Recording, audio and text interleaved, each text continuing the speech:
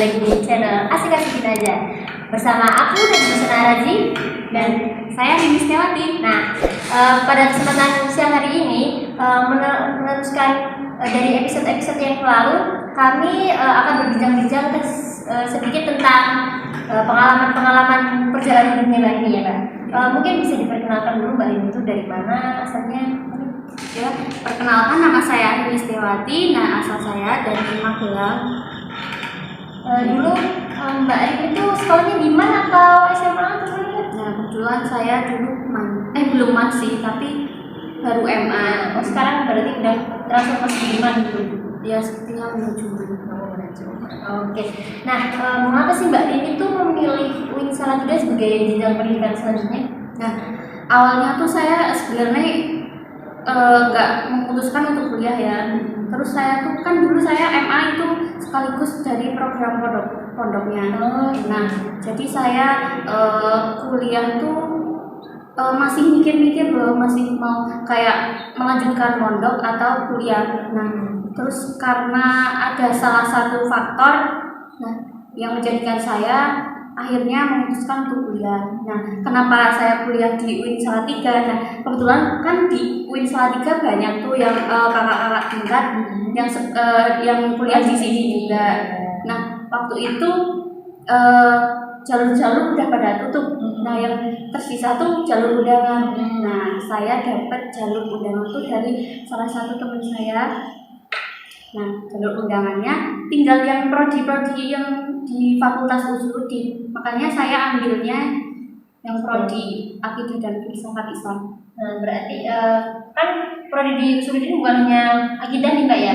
Mengapa kok lebih memilih akidah dan filsafat sih?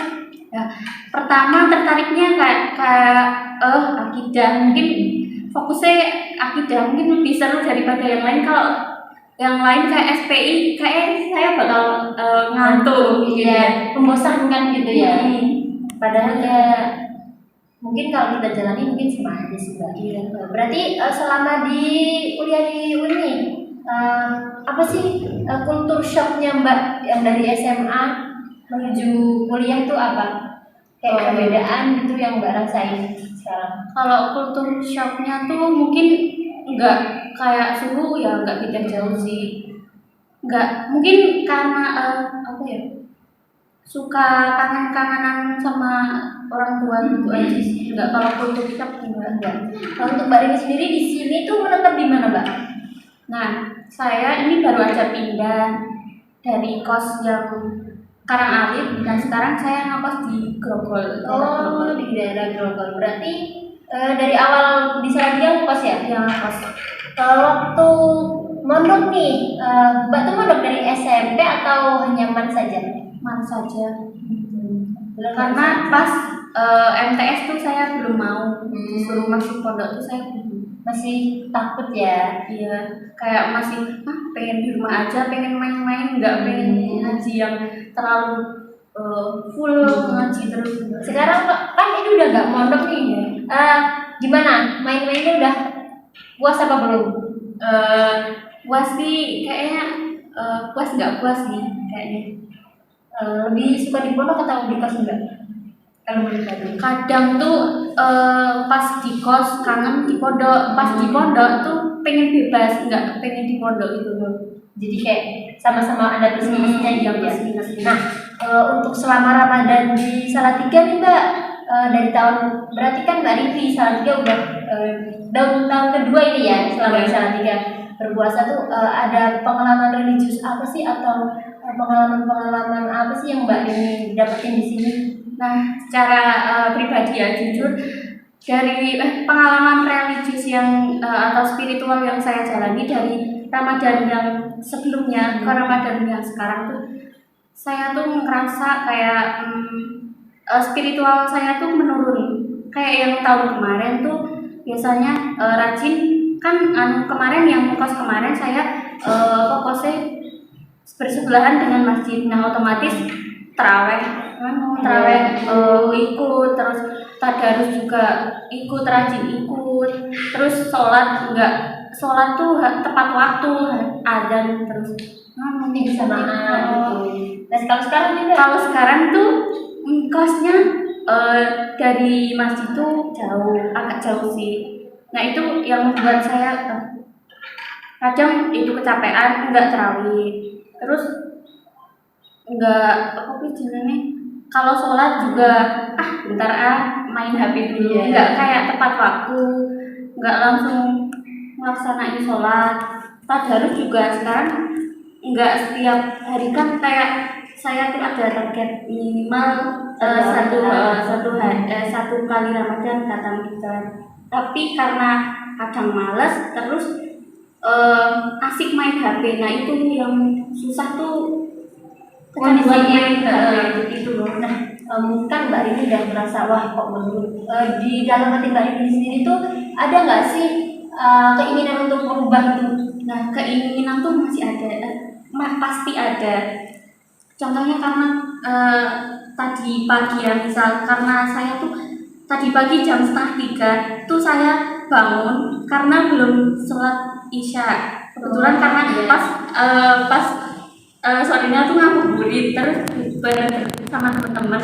Nah itu asik ngobrol terus enggak tarawih, enggak tadarus, sholat isya nanti balik layak tidur ketiduran terus ngimpi buruk. Terus saya bangun, nah bangun tuh kayak sesek gitu loh. Terus saya ya Allah kayak merasa berdosa nggak sih? Kayak nafas itu kayak mau berhenti gitu loh. Terus saya mikir apa ini maksudnya yang buat saya lebih kayak mau berubah lagi gitu loh.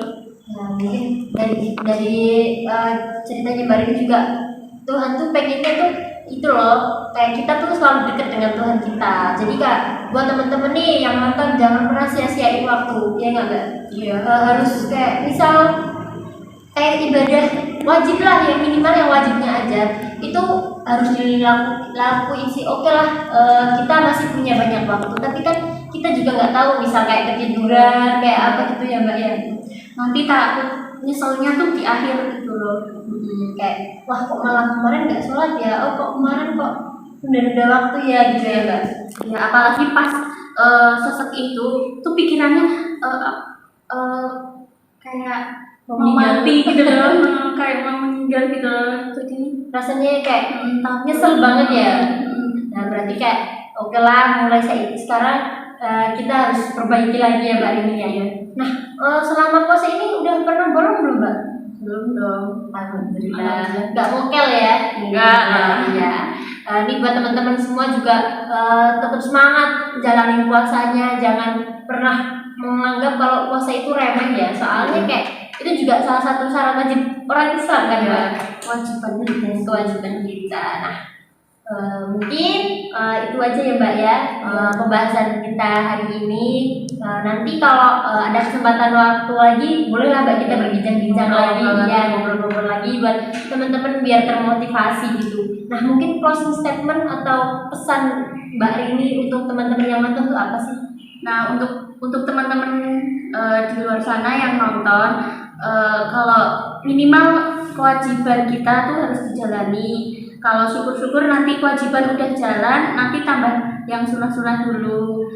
Pokoknya jalani dulu kewajiban, nanti nggak nyeselnya tuh di akhir gitu loh. Ya. Toh itu juga kewajiban kita, nanti Berdampaknya juga kepada kita ya Mbak ya. dosanya yang kita yang sendiri yang tanggung gitu loh. Nah tuh buat teman-teman ya, pesannya pokoknya jangan pernah menyia-nyiakan waktu, apalagi untuk urusan ibadah.